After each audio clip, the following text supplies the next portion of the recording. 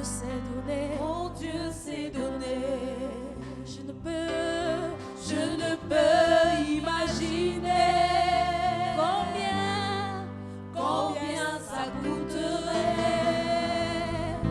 À la croix, il a pris ma place. Mon Dieu s'est donné. il a pris ma place. Il a pris ma place. Il a pris ma place. Oh, Jésus a pris ma place. Il a pris ma place. Oh oui, Il a pris. Viens et me parle, viens et me parle, viens et me parle, oh mon divin Sauveur. Prenons quelques secondes, parlons à nos âmes. Disons à nos âmes d'écouter le Dieu Tout-Puissant qui veut nous parler maintenant. Que nos cœurs ne se troublent point pendant que nous sommes dans sa présence. Prions que nos cœurs soient fertiles et réceptifs. Au nom de Jésus, nous prions. Nous sommes à toi, Père. Tu nous as fait, tu connais nos cœurs. Tu connais l'incrédulité qui règne dans nos cœurs. Tu connais nos faiblesses. De grâce, Seigneur. Permets que nos cœurs, nos âmes, éternel Dieu, se soumettent à ta parole. Permets que mon cœur espère en toi. Toi, mon âme, espère en l'Éternel. Espère en l'Éternel, ton Créateur. Bien-aimés, prions que toute autre voix se taise à jamais au milieu de nous. Prends autorité sur toute autre voix qui te sollicite. Dis-lui de se taire pendant que la parole va être relâchée. Que seule la voix de l'Éternel soit écoutée, soit entendue. Père, je me tiens ici dans ta présence, me tenant sur l'autorité que Christ me donne. Je veux m'adresser à toute voix qui ne vient pas de toi et qui essaie de solliciter quiconque au milieu de nous. Je lui ordonne de partir de ce lieu. Je veux museler cette voix. Je vais la faire taire en ce lieu. Seule ta voix est entendue. Seule ta voix est écoutée dans les cœurs. Seule ta voix parle. Ce qui n'est pas de toi, Père, je le lis et je le rends loin de nous au nom de Jésus. Je soumets même toute la ville d'Engaoundéré à l'autorité de Christ. Partout où ta parole va être proclamée en ce jour, que toute résistance, que tout ennemi de ta parole soit lié et renvoyé dans le lieu aride au nom de Jésus. Père, parle à ton peuple dans toute la ville. Parle aussi à cette église qui est une représentation locale que nous sommes, la communauté évangélique. Que ta parole sorte, pendant qu'elle sort, qu'elle atteigne l'objectif pour lequel elle sera relâchée. Je prie pour l'instrument que tu as choisi, que ta grâce l'accompagne et que les paroles de connaissance lui soient accordées, que les paroles de sagesse, de révélation, Père, pour le besoin de ton peuple, lui soient accordées pendant qu'il sera sur la chair. Gloire te soit rendue au nom de Jésus. Amen. Nous allons inviter mon frère Thierry.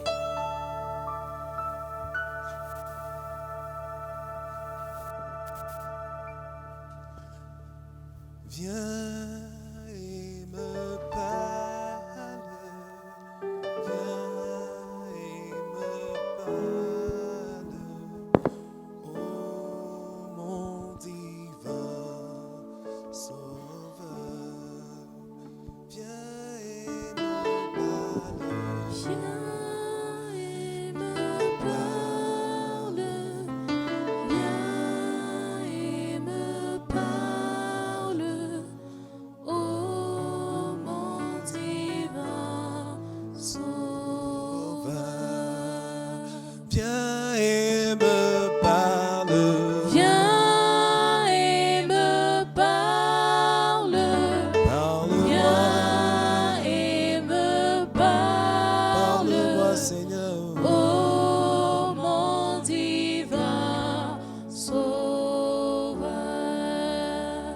Gloire à Dieu. Gloire à Dieu.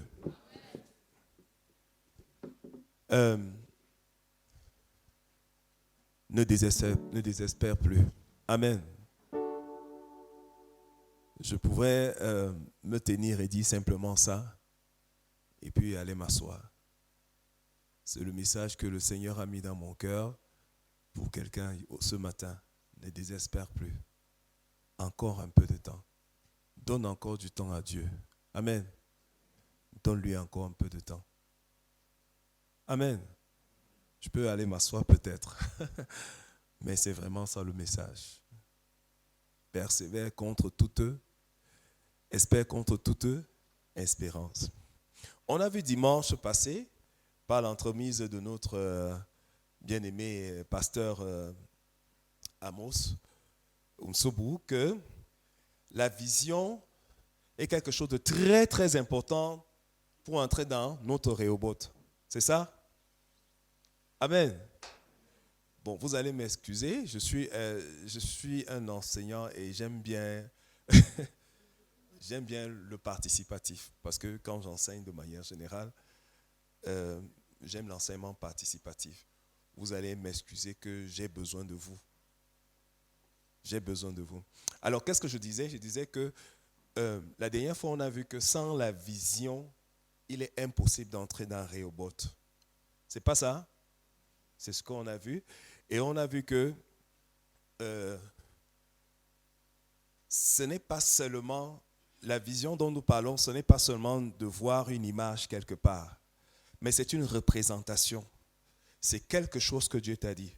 Et cela est arrivé à Isaac, n'est-ce pas? Parce qu'on a parlé de Rehoboth déjà, il s'agissait d'Isaac. On a vu ça, on observe aussi ça avec Isaac dans Genèse 26, versets 1 à 3. Nous allons lire Genèse 26, 1 à 3.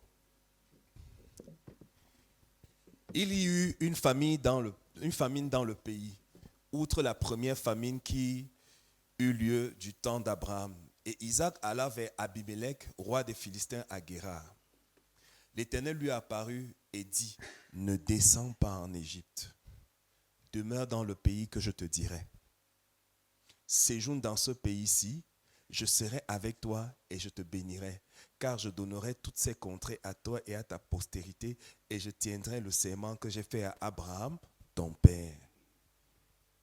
Amen. Voilà quelqu'un qui a une difficulté, c'est la famine, il a déjà son plan. Et Dieu lui dit quoi? Ne descends pas là-bas. En Égypte, les problèmes étaient résolus facilement. Puisqu'il n'y avait pas, la famine qui sévissait n'atteignait pas l'Égypte. Donc il était possible d'aller là-bas pour survivre en attendant et revenir. Mais Dieu lui dit, n'y va pas. Dieu lui donne une vision. Amen. Et Dieu lui dit, n'y va pas. Donc quand Dieu dit, Dieu a dit par son serviteur Amos Unsobu que sans la vision, il est impossible d'entrer en Rehoboth. Ce n'était pas pour rien, c'est une vérité. C'est ça, n'est-ce pas? Il y avait déjà une difficulté, mais Isaac ne savait pas qu'il y avait un Rehoboth quelque part. Il ne savait pas. Et tant s'il bougeait, il n'allait jamais entrer dans son Rehoboth. Il y avait donc une vision au départ qui a permis qu'il accède à Rehoboth. Amen. Ça, c'est quelque chose de très important. Or, il arrive parfois que nous ayons besoin de retrouver notre vision de départ. Et nous avons perdu, pour la plupart, pour beaucoup d'entre nous, notre vision de départ. Tu es en train peut-être de vivre ton plan B. Peut-être tu es en train de dire, ah, j'avais seulement entendu, je ne sais même plus. Ou même peut-être tu n'as jamais entendu. Amen. Pas amen qu'il ne faut pas entendre. On a besoin d'espérer. Le Seigneur m'a mis ça à cœur parce que il y a des gens qui ont des prières qu'ils ont élevées vers Dieu depuis très longtemps. Des prières depuis très très longtemps. Et ils continuent d'attendre. Ils continuent d'attendre. Il me met dans le cœur de te dire, attends encore un peu plus. Amen. Attends un peu plus. Il peut arriver quand nous avons une vision comme ça, que nous la perdions au cours du chemin, ou bien que nous rencontrons une opposition à cette vision. C'est-à-dire que non seulement tu peux l'avoir perdue, mais il y a aussi le cas où tu as même cette vision, tu es en train de la poursuivre, comme avec Isaac, mais même là, tu ne trouves pas Rehoboth tout de suite. Amen. Ce n'était pas au premier puits qu'il a trouvé Rehoboth, c'est ça? Amen. Tu peux ne pas trouver Rehoboth tout de suite et tu te poses la question, est-ce que c'est vraiment Dieu? Est-ce que je l'ai vraiment entendu? Comme tu peux aussi avoir perdu totalement et tu es dans les... comme ça. On voit souvent ça, n'est-ce pas? Par exemple, quand tu vas d'église en église, on ne sait pas trop ce que tu fais. Ça peut arriver que ce soit que tu n'as même pas de vision du tout. Et il faut revenir. Amen. Lisons pour cela Romains 4, versets 17 à 22. Quand les situations sont intenses, quand les situations sont longues, quand les situations sont complexes, qu'est-ce qu'il faut faire? Qu'est-ce qu'il faut faire? Romains 4, versets 17 à 22. Je t'ai établi père d'un grand nombre de nations. C'est ce que Dieu dit. Et puis Paul renchérit en disant, il est notre Père devant celui auquel il a cru. Dieu qui donne la vie aux morts et qui appelle les choses qui ne sont point comme il a cru. Dieu qui donne quoi? La vie aux morts. Qui donne la vie aux morts et qui appelle les choses qui ne sont point comme si elles étaient. La suite. Espérant contre toute espérance, il crut, en sorte qu'il devint père d'un grand nombre de nations, selon ce qui lui avait été dit. Telle sera ta postérité. Selon la vision. Amen. Selon quoi? La vision. On a parlé de ça dimanche passé. La vision, ce n'est qu'une continuité aujourd'hui. Si tu n'as pas écouté la prédication passée, il faut que tu rentres. C'est sur les réseaux sociaux. Pour mieux comprendre ce qui se passe aujourd'hui. Et sans faiblir dans la foi, il ne considéra point que son corps était déjà usé. Puisqu'il avait près de 100 ans et que Sarah n'était plus en état d'avoir des enfants. On parle de ménopause. Elle avait certainement ménopausé depuis des années frommes. Ah, c'est terrible, hein? C'est terrible quand ta génération est passée et toi tu es resté là, statu quo. On voit ça tout le temps, non? Ils sont déjà tous mariés. Je disais souvent que, et je crois que j'ai raison, je crois que Isaac appelait les enfants des amis d'Abraham tonton. C'est ça? Hein? Peut-être même ils les appelaient grand-père. Peut-être même grand-père. Vous comprenez? C'est-à-dire que tes enfants, vous avez grandi ensemble, vous avez été ensemble, vous êtes des amis, mais ton fils appelle le fils de ton ami grand-père. Tellement ça fait longtemps.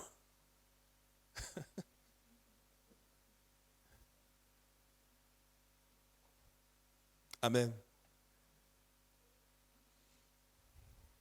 Mais la Bible nous dit que la première chose, et c'est ce sur quoi je voudrais m'arrêter, Abraham a reçu de Dieu des paroles.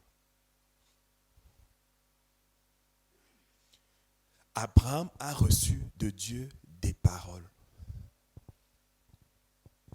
Et nous, pour beaucoup, on est encore en train de naviguer à vue. On ne sait pas où on part. Si tu as oublié les paroles du Seigneur, rentre là-dessus. Amen. Amen. Il n'y a rien de hasardeux dans ta vie, on a déjà dit ça.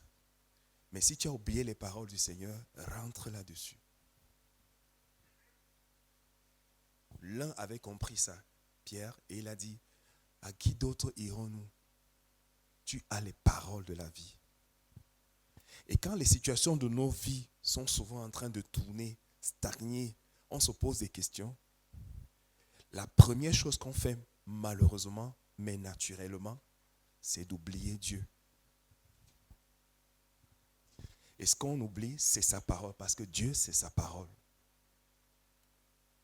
Il arrive fréquemment qu'on soit dans une religiosité sans même s'en rendre compte. Parce qu'on est en train de faire les choses machinalement, mais on oublie la parole de Dieu. Tu fréquentes l'église tous les jours, tous les jours, tous les jours. Tu fais tout ce qu'il faut. Tu es dans un groupe où tu remplis une sorte, c'est comme si tu remplissais une sorte de CV, mais tu as carrément oublié ce qu'il t'avait dit. Ça arrive, n'est-ce pas, bien-aimé?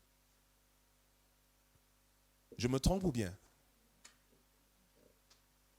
Et tu es là tous les jours de ta vie en train de faire ce qu'il faut faire.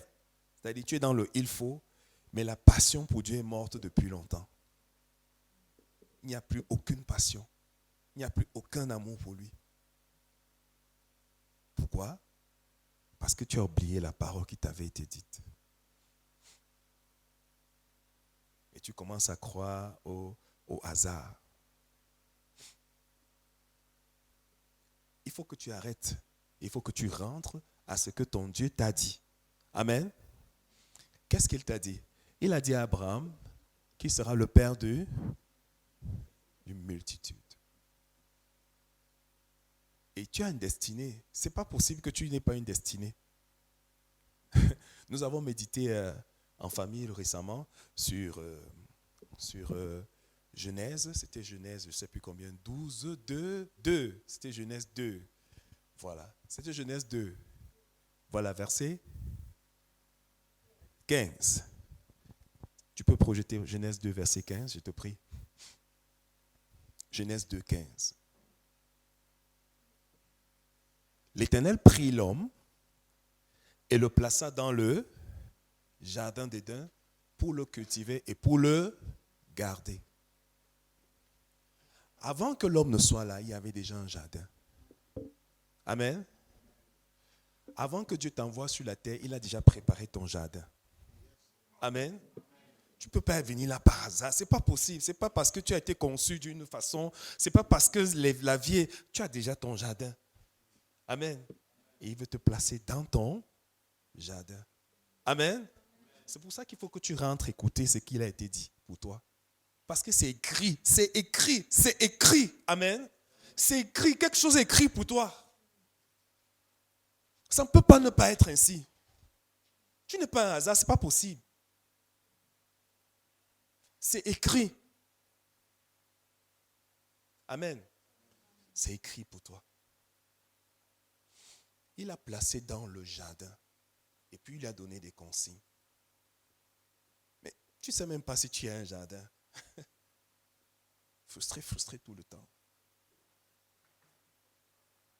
Il faut que tu saches que tu es dans un jardin et que tu as pour rôle de cultiver. Demande des instructions sur comment tu vas cultiver. Ton jardin, ça peut être ton domaine dans lequel tu te trouves. Amen. Amen. Souvenez-vous que le soir, c'est le soir de temps en temps. En fait, c'était les soirs que Dieu venait rendre visite à Adam. Et c'est ce que Dieu veut faire. Chaque fois qu'il t'interpelle, qu'il revient vers toi, tu n'es pas dedans. Et tu crois que tu maîtrises le jardin. Tu ne peux pas maîtriser le jardin. Vous croyez que Adam, quand il s'est tenu là, il a commencé, il marchait, il se baladait, il a vu un lion, il a dit, ça ressemble à un animal qu'on peut appeler lion. C'est ça ce que la Bible dit? Non, ce n'est pas ce que la Bible dit. La Bible dit que Dieu a pris les animaux et il les a fait passer devant l'homme. Amen. Il maîtrisait ces animaux, Dieu. Laisse Dieu faire les choses pour toi. Amen. Mais ce qu'il faut au départ, c'est avoir cette communion de chaque soir. Chaque soir. Chaque soir. Comme ça, il te dit, demain, je vais te présenter un animal que tu ne connais pas encore. Ah bon Dieu, waouh. Et puis tu vois, tu dis, je vais lui donner un nom de panthère. Amen. On ne sait pas en combien de temps ça s'est fait. Hein? On sait simplement que ça s'est fait. Après demain, il y aura un animal plus petit. Tu vas voir mon fils. Ah bon? Ah, ça s'appelle fourmi. Amen. Un autre jour, non, celui-là sera très long, très grand. Ah, girafe. Et c'est l'homme qui donnait le nom, mais en collaboration avec Dieu. Vous pensez que Dieu ne voulait pas donner ce nom-là? Et c'est plus tard que Dieu prend même ce nom. Et on entend le lion de la tribu de Juda. Alléluia. Pris de ce que l'homme avait déjà dit. Dieu aime cette collaboration avec toi. Amen. Il aime cette collaboration avec toi. Donc, si tu n'as pas reçu même une parole intime, commence par quelque chose, parce que les chrétiens aiment ce qui est bababam, boum, boum, boum, badaboum là. Hein? Ouais, l'ange vint et puis commence par la méditation. Sois assidu dans ta méditation. Médite le jour et nuit. Voilà ça. Voilà ça. Abraham, donc, durant tout son parcours, a été confronté à des plans. Il a eu 3 plans, le plan A, le plan B et le plan C. Avant que son plan, le plan de Dieu se réalise pour lui. Il a eu 3 plans. Nous allons voir les 3 plans. Genèse 12, versets 2 à 5.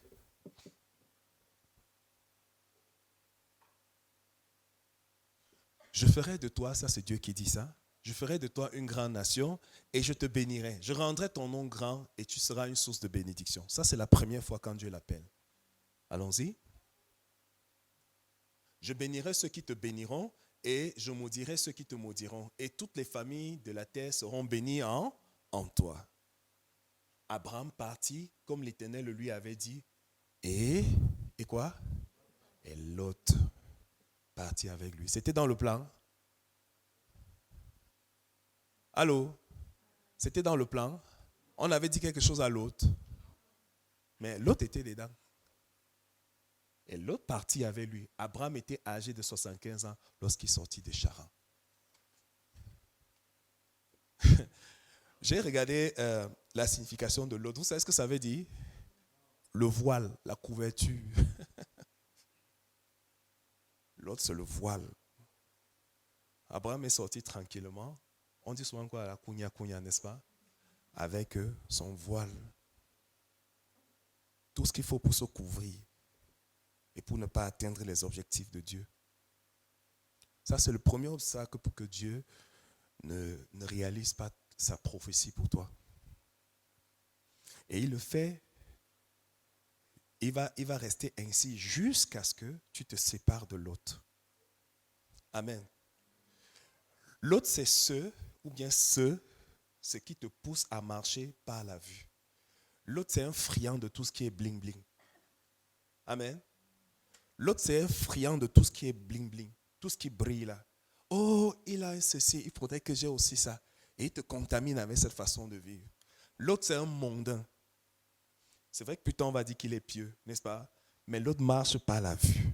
Quand on lui demande de choisir les terres, il ne voit pas par l'esprit. Il ne voit pas que le lieu désert, là, c'est un lieu qui va donner. Il voit plutôt comment Sodome et Gomorrhe brillent. Sodome brille. Amen. Et il y a des gens comme ça dans ta vie, tu dois t'en séparer. Ils sont toujours en train de te dire, dis donc, on choco, non? Choco aussi. Hein? C'est pas ça? Il y en a, non? On fait comme ça, non? C'est comme ça le pays. Il faut faire ça. C'est comme ça que ça doit se passer. Et tu dois faire ça. Et tu n'arrives pas à t'en défaire. Jusqu'au jour où il y aura une bonne dispute et puis tu vas te séparer de lui. C'est ce qui s'est passé avec Abraham. Amen. Ouais. Peut-être il faudrait que tu crées toi-même la dispute là. Pour te séparer de Lot. Lot, c'est notre parenté. C'est les liens de sang qui nous empêchent d'aller avec Dieu. Mon père m'a dit de ne pas fréquenter cette église-là. J'ai connu ça il y a quelques années. Vous êtes en train d'enseigner quelqu'un, et puis un jour, elle se lève le matin et dit que je suis plus avec vous. Pourquoi? Mon père m'a dit que les choses aussi.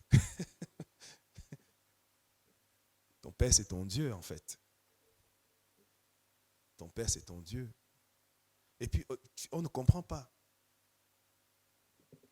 Tous ces gens-là, ces amis, ces parents, qui sont toujours en train de te donner la logique, la pensée bonne,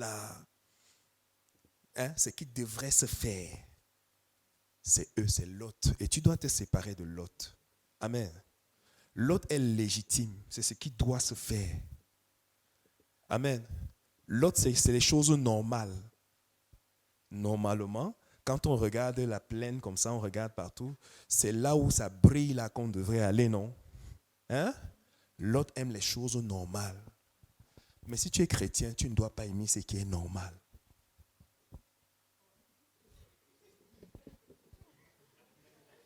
Amen. On ne veut pas dire Amen ici. On n'a pas compris ça. Je vais juste le redire. Je vais dire, je ne sais pas s'il y a une explication là. J'ai dit simplement, l'autre aime les circuits humains. L'autre aime les réseaux, les lobbies. L'autre aime le schéma humain. Et tu dois te séparer de l'autre, de la manière dont ça doit se passer. On dit que l'autre, je dis bien c'est légitime. Je n'ai pas dit que l'autre à tout prix te mène au péché. Ce n'est pas ce que j'ai dit. Amen. L'autre n'est pas obligé de t'amener au péché, mais il est obligé de te mettre, son travail c'est de te mettre hors de la vision de Dieu.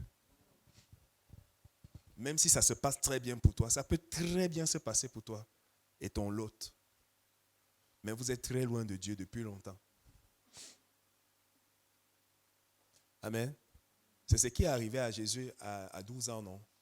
Il était en train de parler avec les gens au temple. Et quand il rentrait, les autres continuaient à marcher avec lui. Et ils croyaient qu'ils étaient toujours avec Jésus. C'est après qu'il dit, il est où? Après c'était 2 jours, non? Ou 3 jours de marche. Il est où? Jésus. Ils ont dû rentrer le chercher. Et ça nous arrive comme ça, on marche tout le temps, on croit toujours qu'on est avec lui. Alors qu'il s'est arrêté quelque part et on ne marche pas à son rythme.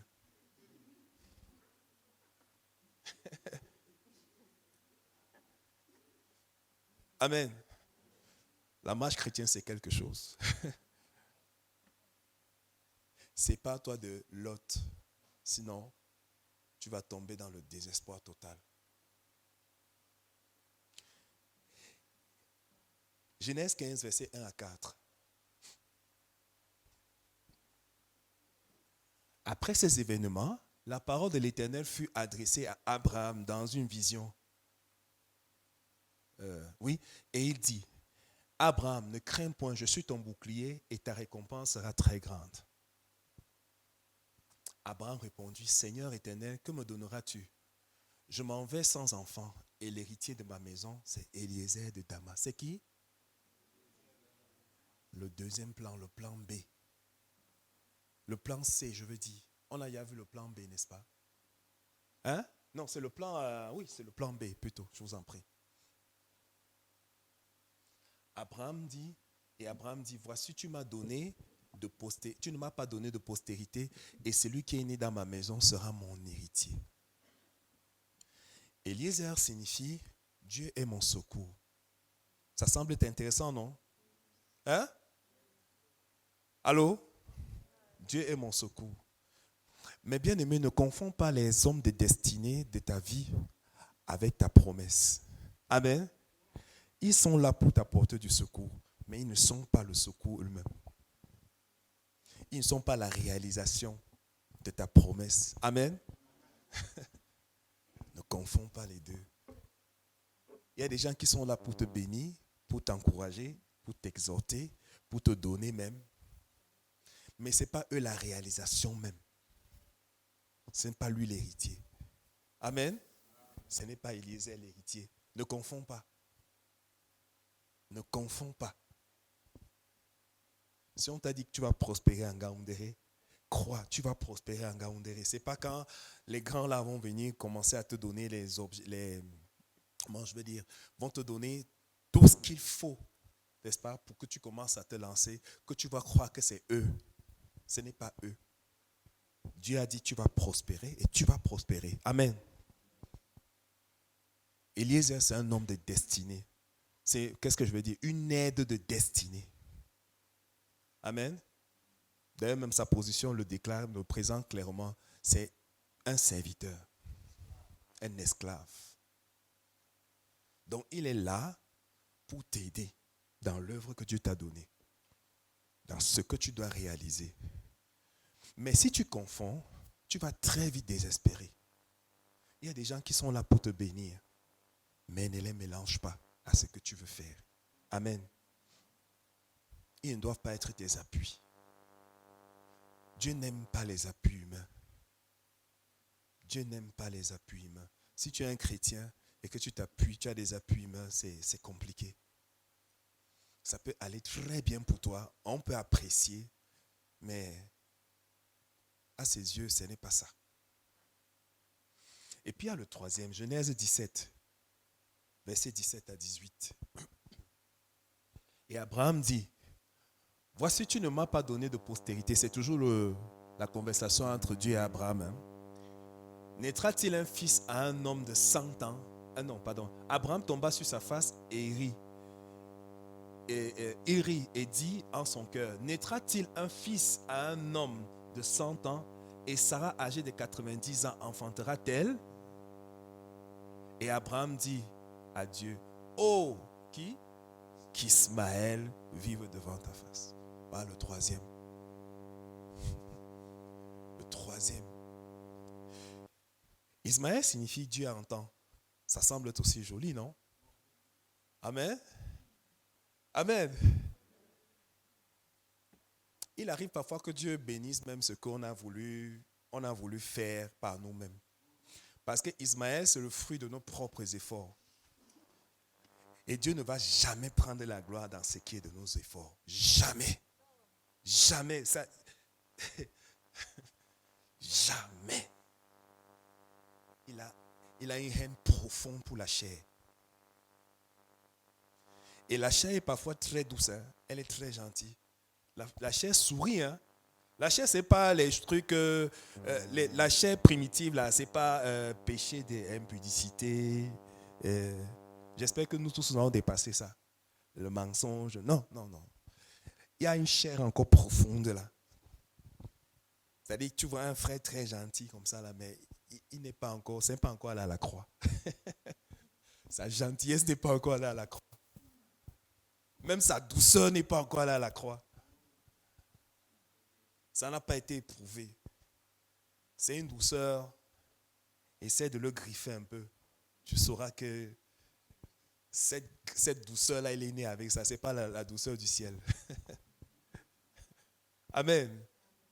Et c'est Ismaël. Chaque fois que tes efforts entrent dans ce que Dieu a dit qu'il fera pour toi, tu ne fais que freiner. Quand il a fait ça, il a fallu 13 ans pour qu'on lui dise encore que maintenant, tiens-toi droit devant moi. 13 ans. Tiens-toi droit devant moi. 13 ans, bien-aimé. Pour qu'on lui dise, tiens-toi droit devant moi. Maintenant, tu vas marcher et la promesse va se réaliser. Et c'est comme ça que nous essayons toujours de réaliser ce que Dieu a dit pour nous. Il n'a pas besoin de toi. Non, la main de l'Éternel n'est pas trop courte. Amen. N'est pas trop courte pour sauver. Ni son oreille trop dure. Mais c'est quoi? Ce sont vos péchés. Et dans le mot péché, nous entendons toujours des choses flagrantes là. Il y en a un dans la Bible, on l'appelle Uza. On est en train de porter l'arche de l'Éternel, il dit que Dieu a besoin de moi. Ça bouscule un peu, il met la main. Pap, il est mort. Parce qu'il voulait aider Dieu. N'aide plus Dieu. Amen. N'aide plus Dieu. N'aide plus le Seigneur. C'est ça qui donne le désespoir. Amen. Ne désespère pas quand ton corps te dit le contraire. Ne désespère pas quand l'âge passe. Ne désespère pas quand le diplôme semble ne servir à rien. C'est un matricule vieux et ancien. Des générations sont passées après toi. Elles ont eu le boulot. Mais toi, tu n'as pas eu. Ne désespère pas. Amen. Ne désespère pas quand tu attends depuis que lui se convertisse, qu'elle se convertisse. Ne désespère pas. Amen. Ne désespère pas. C'est l'œuvre du Seigneur. Est-ce que vous avez entendu dans la parole, crois au Seigneur Jésus et toi et ta famille, vous serez sauvés. Tu joues quel rôle là-dedans? Hein? Ton rôle, c'est quoi? On t'a dit de faire quelque chose d'autre. Mais toi, tu vas alors faire... Amen.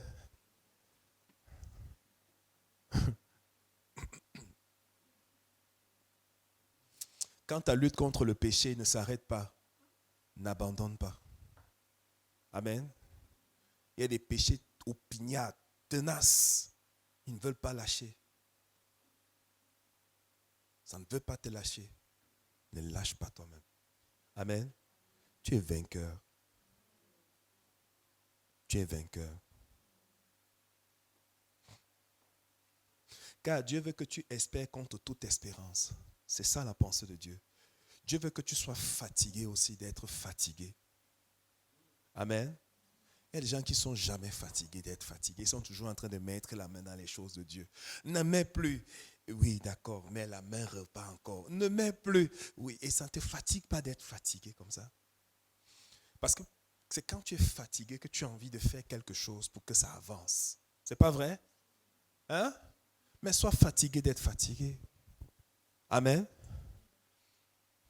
Dieu veut ça. Que tu essayes la seule méthode qui fonctionne. La confiance absolue en lui. Amen. Comment Abraham a procédé? Lisons encore Romains 4 rapidement. Je vais m'arrêter bientôt. Romains 4. À partir du verset, lisons juste le verset suivant, je t'en prie. Non, encore. Ou le verset qui parlait de qui donne la vie aux morts.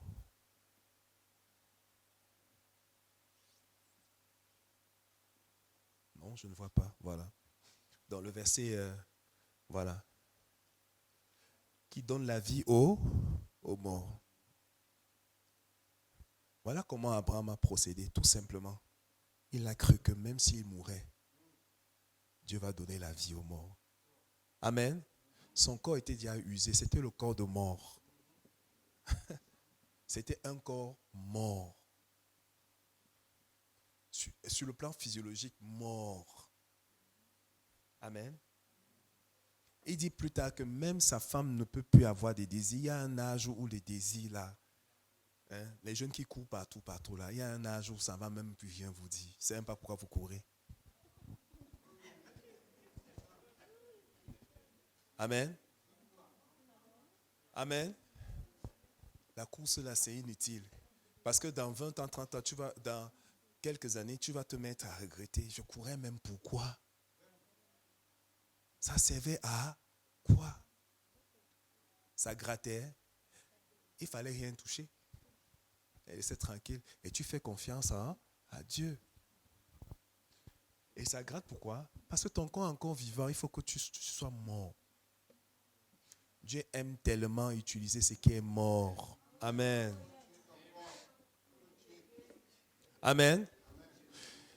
Regardez la prophétie d'Ézéchiel, je crois 37.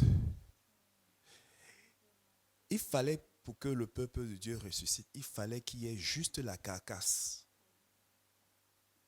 Il fallait des os, et la Bible précise des os desséchés comment? Complètement, donc sans aucune vie. Que même quand un chercheur arrive là, il dit qu'il n'y a même pas une cellule vivante là. C'est déjà mort complètement. C'est là que Dieu dit, yes, ça donne. Le plan A est fini. Le plan B est fini. Le plan C est fini. Je peux maintenant agir dans ta vie. À quel plan est-ce que tu es encore? Finis vite avec tes plans. Amen. Finis vite avec tes plans. Ça va vite aller. Finis vite avec tes plans. Le travail de Dieu, c'est de casser les plans. Amen. C'est pour ça que tu es dans le désespoir. C'est pour ça que tu es dans le désespoir. Parce que tu es encore dans les plans. Je vais. Dès que tu commences à dire je vais, il dit, laissons-le encore. Il a encore des choses à faire. Fais encore. Et tu échoues encore. Au lieu donc de venir dire que vraiment, sors-moi de tous ces plans, tu es déjà en train d'échafauder un deuxième plan. C'est bien. Vas-y. Amen. Ismaël va venir de ta force. Mais Isaac ne viendra jamais de ta force. Tu ne vas jamais tirer la gloire là-dessus. Jamais. Amen. Jamais. Jamais. Amen. Il a cru, s'il te plaît, il a cru que Dieu donne la vie aux morts. Et il a aussi cru quoi? Que Dieu appelle les choses qui ne sont point. Donc, cet enseignement qu'on donne, ce n'est pas pour nous d'abord, c'est pour dire c'est l'état d'esprit d'Abraham. Son état d'esprit, c'était un état de foi profonde. Ce n'est pas pour rien qu'on l'appelle le père de la foi. Il marchait comme ça, il regarde son corps et il dit que mais il donne la vie à ça. Amen. Il donne la vie à ça. Moi, j'étais déjà vu dans mon esprit, Isaac. Je ne sais pas d'où tu... Mais je sais que je vais t'avoir. Tu n'existes pas, mais je te vois déjà. Parce que j'ai foi. Amen. Oh, l'espérance, c'est justement de voir. C'est pour ça que j'ai dit, il ne faut pas désespérer. Parce que tous ceux qui désespèrent, la première chose qui est attaquée lorsqu'un homme est désespéré, ce sont ses pensées. C'est pas vrai? Je me trompe? On dit souvent, je broie du noir. Tout est sombre. Pourtant, tu as les yeux là, tu es en plein midi, mais tu dis tout est sombre. Qu'est-ce qui est sombre au fond? Les pensées. Un homme désespéré, une personne désespérée, une femme désespérée, c'est quelqu'un qui a des pensées qui ne correspondent pas à la vision de Dieu. Et Dieu veut aujourd'hui que tu renonces à ces pensées. Amen. C'est comme ça que tu vas entrer dans Rehoboth. Alléluia. C'est comme ça. Amen. C'est comme ça que tu vas entrer dans Rehoboth. Qu'est-ce qu'il faut retenir? Je vais terminer comme ça. 4 choses à retenir. Ne regarde pas à l'usure. Ne regarde pas à l'usure du temps. Première chose. Amen. Ça peut passer, ça peut faire ce que ça fait. Ne regarde pas ça. Ferme tes yeux physiques et ouvre tes yeux spirituels. Entretiens tes pensées avec la parole de Dieu. Ce n'est pas pour rien que la Bible dit que nous devons renouveler notre intelligence. On doit la renouveler parce qu'on a besoin constamment d'avoir des pensées du ciel. Autrement, d'autres choses vont venir se déposer en toi. Et puis tu vas dire Aka. Hein? Il y a beaucoup de Aka, non? Amen. Aka, ça signifie quoi? Je m'en fous, c'est ça? Hein? Je n'ai que faire. Et puis on commence à voir quelqu'un qui est là, qui loue, qui adore, mais ce n'est que de la bouche. Le cœur est totalement vide. La dernière fois que tu as loué du fond du cœur, hein? Ce peuple m'honore des lèvres, mais son cœur est éloigné de moi. La dernière fois que tu as loué du cœur, du fond du cœur, c'est quand? Amen. Si tu penses, deuxième chose, si tu penses de toi, si ce que tu penses, de toi n'est pas basé sur la parole de Dieu, alors tu es dans le mensonge. Amen. Amen. Ça, c'est la deuxième chose à retenir. Nous avons beaucoup de pensées de nous à cause des expériences que nous avons vécues, à cause de ce que nous vivons, à cause des difficultés que nous rencontrons. Et nous avons une opinion tellement fausse de nous que Dieu est dépassé. Qu'est-ce qui t'arrive?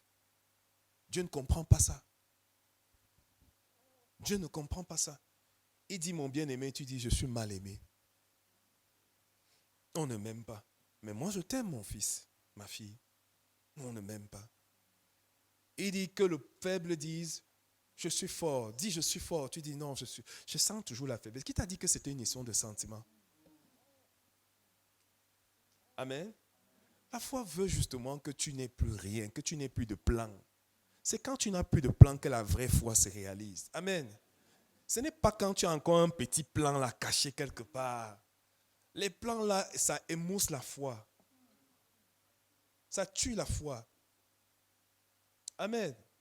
La foi vient quand on n'a plus rien. Quand on n'a plus rien en nous. Troisième point. À moins que tes cris, tes pleurs, et ça c'est juste pour mettre de l'eau au moulin de ce que je viens de dire, à moins que tes cris, tes pleurs, tes plaintes soient remplis de foi, ça ne changera rien. Amen. Pleure comme tu veux. S'il n'y a pas la foi à la fin de ça, hein?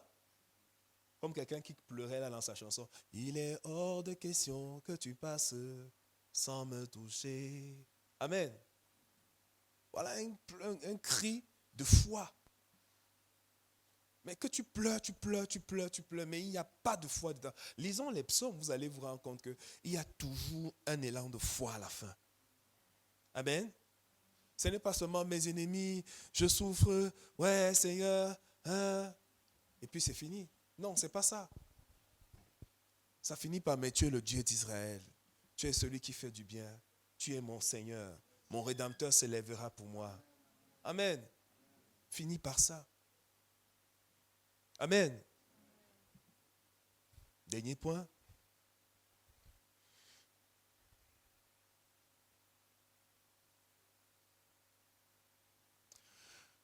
Nous avons besoin d'avoir une persévérance qui dépend de notre foi. Amen.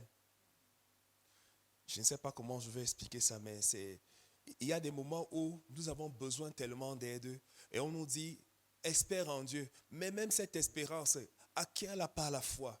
Il n'y a rien qui vient de toi, il n'y a rien de bon en toi. Amen. Même l'espérance, même le courage, même la persévérance, tout ça a été pourvu à la croix. Amen. Prends ça à la croix. Quand on te dit persévère, ne pas chercher tes forces encore pour continuer à persévérer. Ça ne va rien donner. Même la persévérance en question. Amen. Il a pourvu à la foi, à la faiblesse. Même la persévérance en question, tu en as besoin par la foi. Acquiert ça par la foi. Amen. Crois au Seigneur. Amen. Ne baisse pas les bras. Dieu est fidèle. Amen. Crois au Seigneur. Rappelle-toi de ce qu'il t'a dit. Crois au Seigneur. Amen. Si Dieu a mis un rêve dans ton cœur, écris-le, garde-le comme un trésor. Quoi qu'on dise, protège la vision avec passion. Oh, quand tu sais de tout ton bien que ce rêve ne vient pas de toi, même si tu ne vois que le contraire, persévère. Dis à ton âme, persévère, mon âme. Oui. Persévère.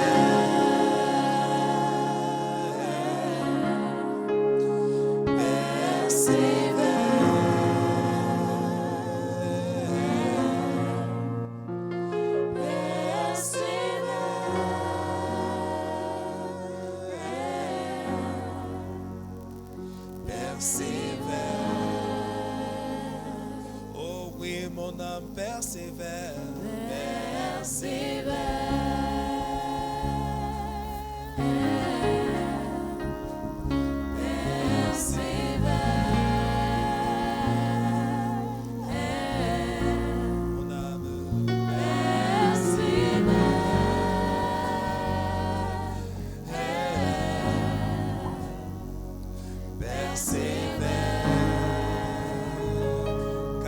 sa parole, elle s'accomplira.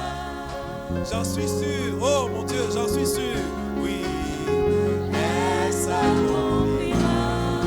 Je suis sûr, Seigneur, de cela, je te fais confiance. Elle s'accomplira, certainement. Elle s'accomplira. Je suis sûr, mon Dieu. Oh, elle s'accomplira. Je laisse mon plan A, mon plan B, mon plan C. Elle s'accomplira. Oh Seigneur, glorifie ton nom. Elle s'accomplira. Certainement. Oh oui. Pendant que les musiciens jouent en fond sonore, je voudrais que tu pries le Seigneur. Dis à ton Dieu que tu renonces au plan, renonce à Lot, renonce à Eliezer, renonce à Ismaël. Ce n'est pas eux.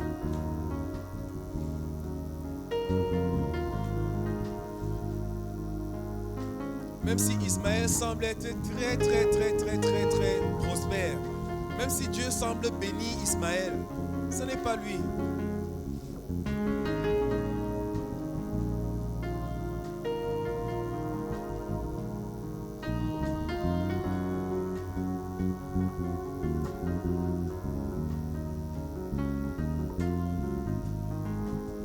Continue de prier le Seigneur. Si dans ton cœur est réelle cette promesse, quand vient le jour, lève-toi et confesse que Dieu est vrai et que sa parole demeure éternelle.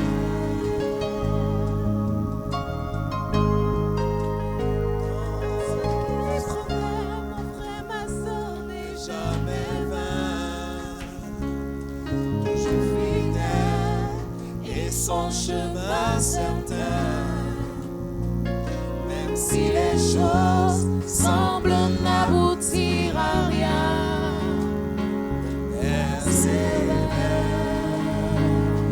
Mon ami, dit à ton âme, persévère.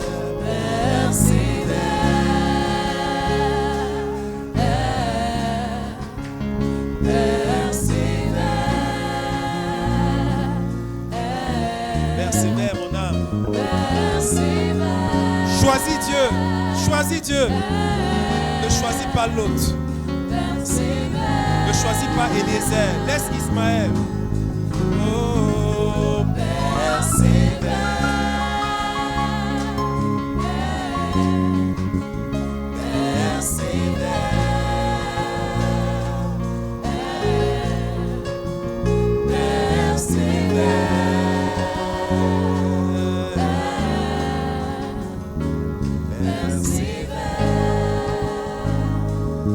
oui, mon âme, je dis, j'entrerai au beau. J'entrerai au beau. J'entrerai au beau. Pour la gloire de Dieu, pour toujours. J'entrerai au beau. J'entrerai au beau. J'entrerai au beau. J'entrerai au beau. Pour toujours. Pour toujours. Une dernière fois, j'entrerai au beau. J'entrerai au beau. J'entrerai au beau. Saint-Esprit, merci, merci, merci de restaurer. J'entrerai au beau.